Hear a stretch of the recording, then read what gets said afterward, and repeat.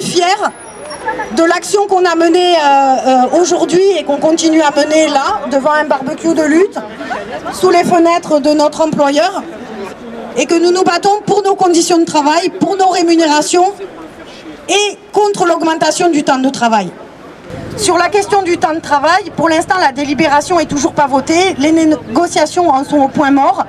La CGT a proposé d'ouvrir des négociations sur la question de la pénibilité et de la reconnaissance de la pénibilité des emplois dans la collectivité.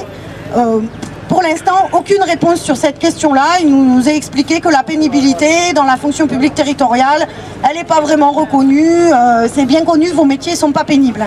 Quand on est déménageur, quand on travaille en restauration scolaire, quand on porte des chaises toute la journée, quand dans un service administratif, on travaille 6 heures par jour sur un ordinateur qui n'est pas adapté, etc. Tout ça, apparemment, pour nos employeurs, c'est pas pénible. Quand on part en congé maternité, on n'est plus remplacé.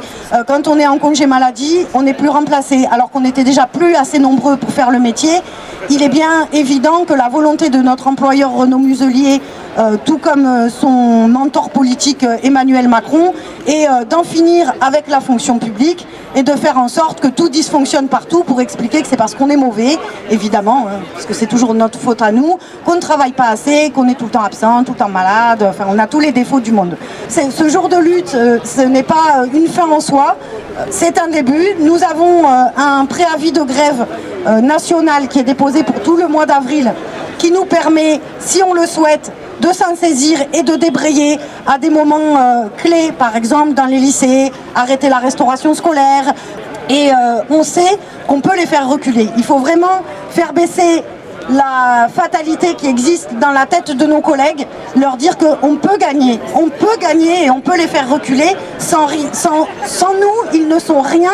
Sans nous, il n'y a rien qui peut se faire.